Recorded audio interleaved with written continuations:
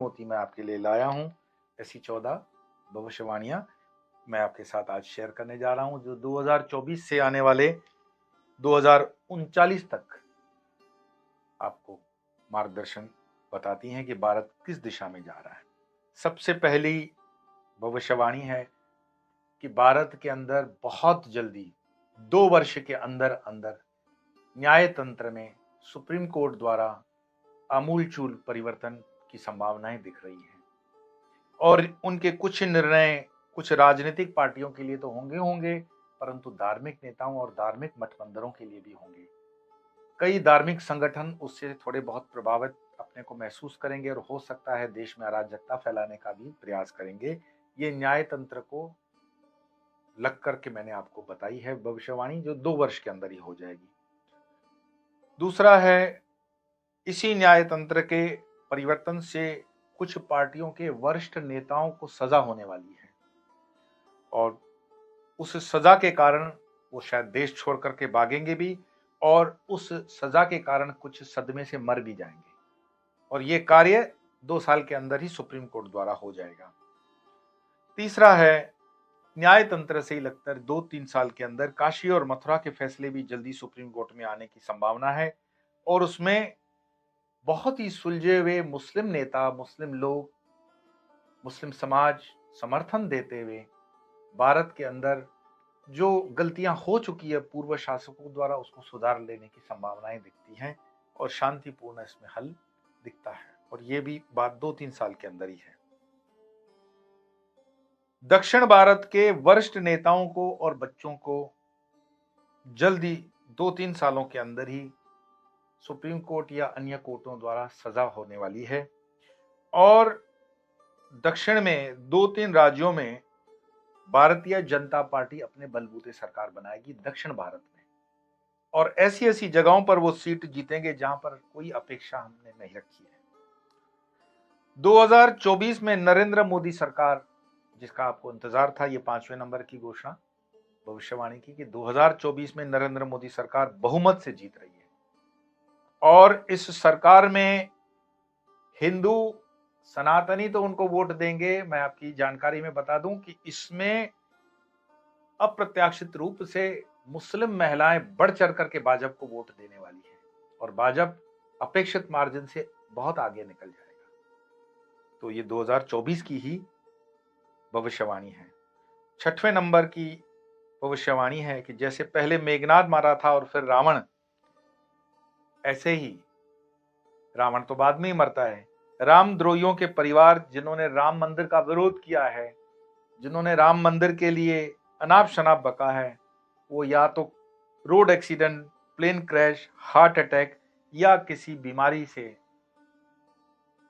मृत्यु को प्राप्त होने वाले हैं। ये बहुत जल्दी 1-1.5 वर्ष के अंदर की ही गणना है। एक दूसरी है कि भारत की राजधानी लगभग दिल्ली से मध्य भारत के किसी शहर, जो संभावना उज्जैन और देवास के बीच की लग रही है, 2038 तक बनकर तैयार हो जाएगी। लेकिन यह निर्णय मोदी सरकार अपने कार्यकाल 2024 के बाद ले लेगी और ये इसी वर्ष हो जाएगा। 7वें नंबर की भविष्यवाणी है कि आपके लिए शुभ समाचार कि मोदी जी को नोबेल पीस प्राइज के लिए नामांकित होने की संभावनाएं बढ़ चुकी हैं, और इसमें अरब राष्ट्र उनका समर्थन करेंगे। मैं पुनः दोहरा दूं, मोदी जी के नोबेल पीस प्राइज के लिए अरब राष्ट्र उनके लिए समर्थन जुटाएंगे और उनकी लॉबिंग करेंगे। फ्रांस उसमें समर्थन देगा, और निर्णायक भूमिका एक जज यहूदी जो हैं उनकी होगी। और भारत के अंदर कुछ खट्टे स्वाद के नेता तो स्टेटमेंट करेंगे, इसमें कोई बड़ी बात नहीं है, लेकिन मैंने उसके पहले ही भविष्यवाणी कर दी, उनका अंत सुनिश्चित हो जाएगा। 8वीं भविष्यवाणी थोड़ी सी आपको अजीबोगरीब लग सकती है, लेकिन ट्रिपल आई एक संगठन बनने जा रहा है जो इजराइल, ईरान और इराक या आयरिश लैंड का होने जा रहा है। लेकिन इजराइल और ईरान की दोस्ती होगी बहुत जल्द। इजराइल और ईरान में इसलिए दोस्ती होगी कि ईरान में सत्ता परिवर्तन होते हुए दिख रहा है, और ट्रिपल आई के इस संगठन से मध्य एशिया में कई स्थितियां बदल जाएंगी और उसका भारत वगैरह पे भी असर आएगा। इस संगठन के बनने से, इस युक्ति के बनने से पाकिस्तान के अंदर वैसी ही परिस्थितियां आज ही खराब हैं, लेकिन उस नजदीक के समय में पाकिस्तान नस्ते नाबूद की कगार पर आ जाएगा। लगभग पीओके तब तक भारत में आ चुका होगा। ये 2024-25 के बीच की मैं बात बता रहा हूं। भारत के साथ अफगानिस्तान मित्रता और बढ़ाएगा और मजबूत करेगा, और ट्रिपल आई जो ये संगठन इजराइल, ईरान और इंडिया का बन रहा है, उसमें अफगानिस्तान महत्वपूर्ण भूमिका निभाएगा। चाइना के अंदर गृह युद्ध होने की संभावनाएं दिख रही हैं। चाइना के अंदर गृह युद्ध होगा, और अगर दलाई लामा और उनके सहयोगी रणनीतिक रूप से अच्छे निर्णय लें तो तिब्बत को स्वायत्तता प्रदान हो सकती है, और विश्व स्तर पर तिब्बत को समर्थन देने के लिए कई देश आगे आएंगे, जिसमें भारत प्रमुख होगा। और ये भी संभावना बन रही है कि चाइना जब अपने वॉर से हारने की कगार पर होगा तो कैलाश मानसरोवर वाली जमीन भारत के हिस्से में आने की संभावनाएं दिख रही है। भारत यूनाइटेड नेशंस की पूर्ण सदस्यता बहुत जल्दी प्राप्त करने जा रहा है, और भारत यूनाइटेड नेशंस की पूर्ण सदस्यता प्राप्त करने के बाद उसका नेतृत्व करते हुए कई जगहों पर ऐतिहासिक अगवानी करेगा, और वो निर्णय आने वाले समय में स्वर्ण अक्षरों में लिखे जाएंगे।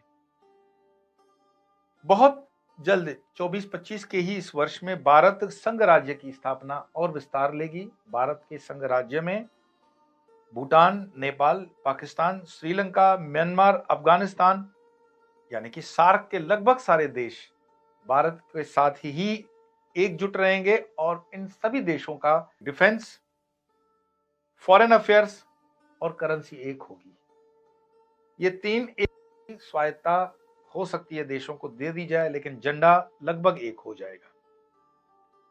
14वीं और अंतिम भविष्यवाणी है कि थोड़ी, जिसके लिए आपको चिंता करनी चाहिए, कि जो धर्म से जुड़े रहे हैं वो तो ठीक बच जाएंगे, लेकिन अधर्म से जुड़े हुए जिन्होंने अधर्म किया है उनके लिए तकलीफें बहुत जल्दी बढ़ने वाली हैं।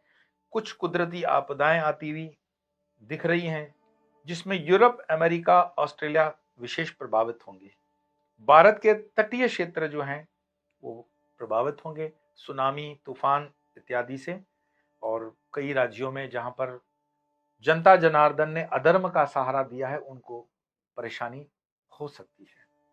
मैं हमेशा कहता हूं कि धर्म के साथ रहना, न्याय के साथ रहना, सत्य के साथ रहना, क्योंकि परमात्मा के न्याय तंत्र में अन्याय होने की कोई संभावना नहीं है। और आपको लगता है कि कहीं कोई गलती हुई है या होने जा रही है, तो उसको रोकना और उसको सुधारने का प्रयास कर्म के माध्यम से आपके हाथ में है। ये भविष्यवाणियां मैं खुलकर बोल दूं, ये भविष्यवाणियां कुछ गणनाओं के ऊपर हैं और कुछ विद्वत जनों के द्वारा कही हुई मैंने उद्धृत पुनः से की है। ये भविष्यवाणियां देश काल परिस्थिति के अनुरूप कभी थोड़ी इधर उधर हो सकती हैं समय काल में, परंतु इसको कोई मिटा नहीं सकता। पिछले दिनों जब मैं दादा गुरुजी से भरूच में मिला था, तो हमारे बीच जो संवाद हुआ वो 2040 तक का उन्होंने रूपरेखा बताई कि क्या क्या होने वाला है। 2040 तक इस देश में क्या क्या होने वाला है, इस दुनिया में क्या होने वाला है, इस प्लेनेट पे क्या होने वाला है, इसकी चिंता को लेकर के जिन जिन भी ज्ञानियों से, परम ज्ञानियों से, ऋषियों से मुझे संपर्क होता है वो मैं करता हूँ, और उस जानकारी को जहां आवश्यक होता है या जितना आवश्यक होता है उतना आपके साथ शेयर करता हूँ। आज इतना ही। आपको ढेर सारी शुभकामनाएं, और फिर मिलेंगे अन्य विषय को लेकर। तब तक के लिए नमो नारायण।